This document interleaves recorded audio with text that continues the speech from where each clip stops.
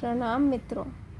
परम पूज्य गुरुदेव और परम वंदनीय माता जी की सूक्ष्म उपस्थिति में चलिए स्वाध्याय प्रारंभ करते हैं। मेरे साथ सभी एक स्वर में बोलेंगे। ओम भूर्भुवः स्वः तत्सवितुर्वरेण्यं भर्गो देवस्य धीमहि धियो यो नः प्रचोदयात्। आज का विषय है सत्य साहित्य ही पढ़िए। अध्ययन एक सुरुचि है, पर है तभी जब स्वस्थ साहित्य पढ़ने का अवसर मिले। इसके लिए अपनी सुरुचि परिष्कृत करनी चाहिए। समय खाली हो तो वैसा साहित्य भी मिल जाएगा। किन्हीं अच्छे पुस्तकालयों के मेंबर बना जा सकता है, पर जब समय खाली मिलने की संभावना हो तब उन पुस्तकालयों से अच्छी पुस्तक लेकर रास्ते के लिए रखी जा सकती है।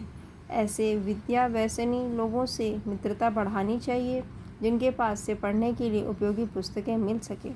गंदे उपन्यास बेचने वालों के पास भी 2-4 पुस्तकें अच्छी हो सकती हैं। उनके पास भी हर किस्म के ग्राहक आते हैं।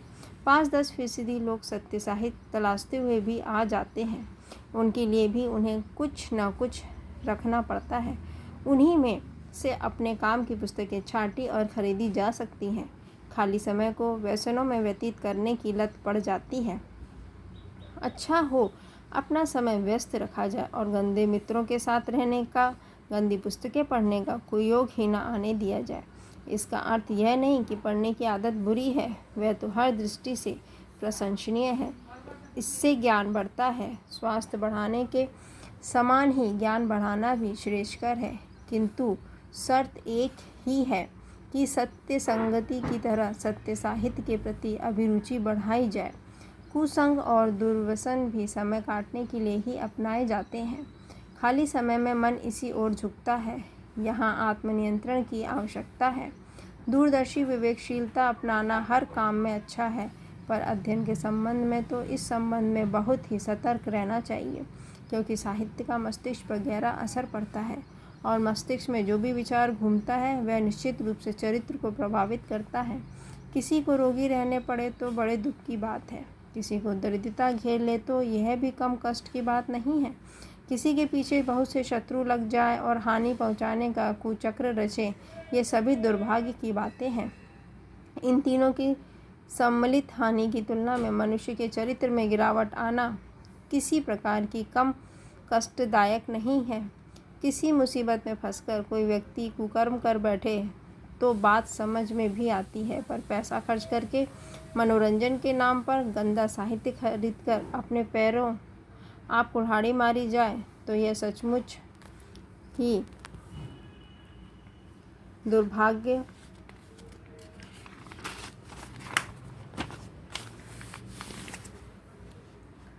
की बात है।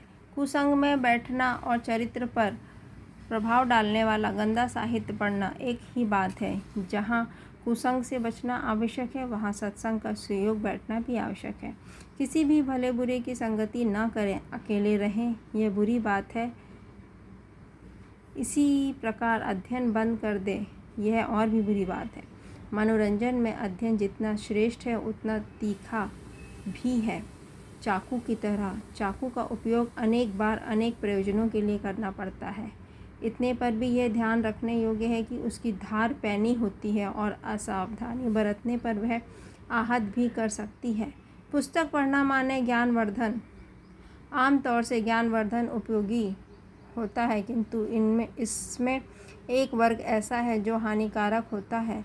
दुष्प्रवृत्तियों को भड़काने वाला, कुमार्ग पर धकेलने वाला, बुरी शिक्षाएं देने वाला घटिया साहित्य ऐसी ही श्रेणी में गिना जाता है, जो मोटे तौर पर ज्ञान की उपासना जैसा दिखते हुए भी ऐसा होता है जिसे हे ही कहा जा सकता है।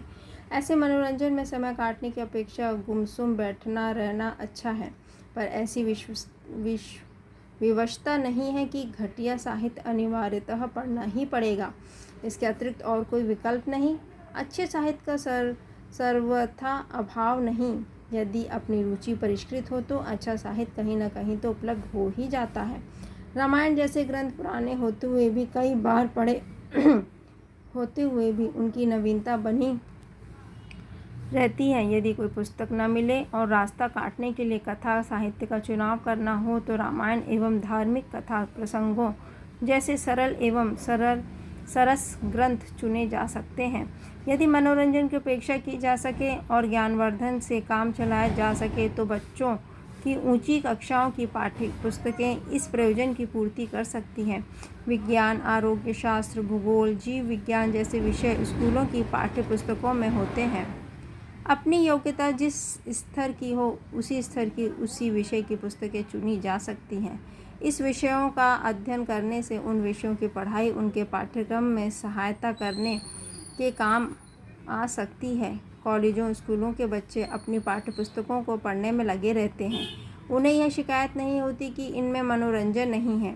ज्ञानवर्धन को यदि उपयोगी विषय मान लिया जाए तो उसमें छात्रों की तरह अपनी अभिरुचि बढ़ाई जा सकती है। जो भी विषय महत्वपूर्ण एवं उपयोगी लगेगा वही मनोरंजन भी प्रतीत होने लगेगा। यदि अध्ययन को मनोरंजन विषय बनाना है तो अपनी अभिरुचि को परिष्कृत करना पड़ेगा। इतना कर लेने पर यह शिकायत न करनी पड़ेगी कि पुस्तक विक्रेताओं के यहाँ घटिया साहित्य मिलता है। वस्तुतः हमारी कुरुचि ही घटियापन तलाश करती है और अपना सर्वनाश ही अपने हाथों करती है। धन्यवाद मित्रों। ओम देहु शांति अंतरिक्षं शांतिः पृथ्वी शांतिरापः शांतिरोषधयः शांतिः वनस्पतयः शांतिर्विश्वे देवाः शांतिर्ब्रह्म शांतिः सर्वं शांतिः शांतिरेव शांतिः सामा शांतिरेधि। ओम शांति शांति शांति सर्वारिष्ट सुशांतिर्भवतु।